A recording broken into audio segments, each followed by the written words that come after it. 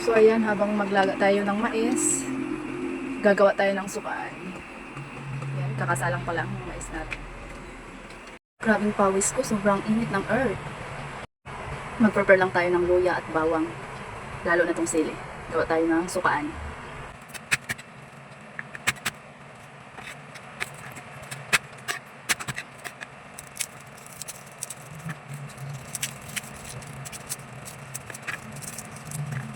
Paminta, sili, bawang, luya,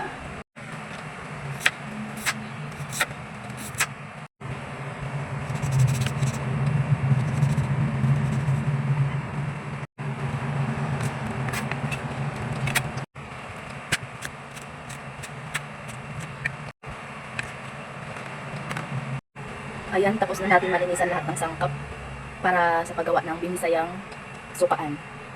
Una sa lahat, kailangan natin ng lagayan. Next, kailangan natin ng pamintang durog. Asin. Kailangan natin ng asin. Kailangan natin ng bitchin at suka. Yan, nalinisan na natin itong bawang at itong sili. Lalo na itong pangpalasa nating luya. Ayan, gawin na natin. Hindi na natin ilalagay asin. Lagay ka lang kasi ako gumawa. Medyo ulam yan. Tama ng pang-alat-alat. Yun na yun. Next, lechon. Lagay ko lang ito guys.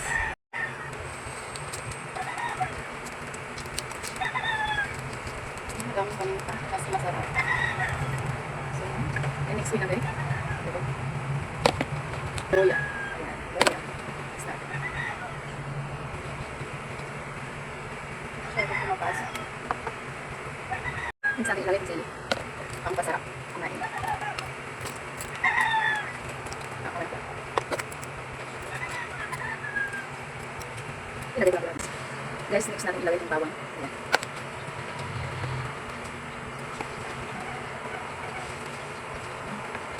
So, ayan, ilagay lang natin. Ayan guys, tapos kung na mailagay lahat, lagyan na natin ng suka. First time kong gumawa ng sukaan. Pero mas masarap yung suka na tuba. Mas masarap yung suka na tuba sa province. No choice kung natin yung suka na tuba. Ito muna. Ang baon. Ayan, lagyan na. Kompleto na siya. Mali. Finished product. Meron na tayong sukaan. Ang galing. Ang ganda. Sa ilalim, meron siyang asin, bitchin, paminta, at saka luya, sili, at bawang. Sarap. Guys, pasupport naman sa page ko. Thank you very much. Narals. Narals na.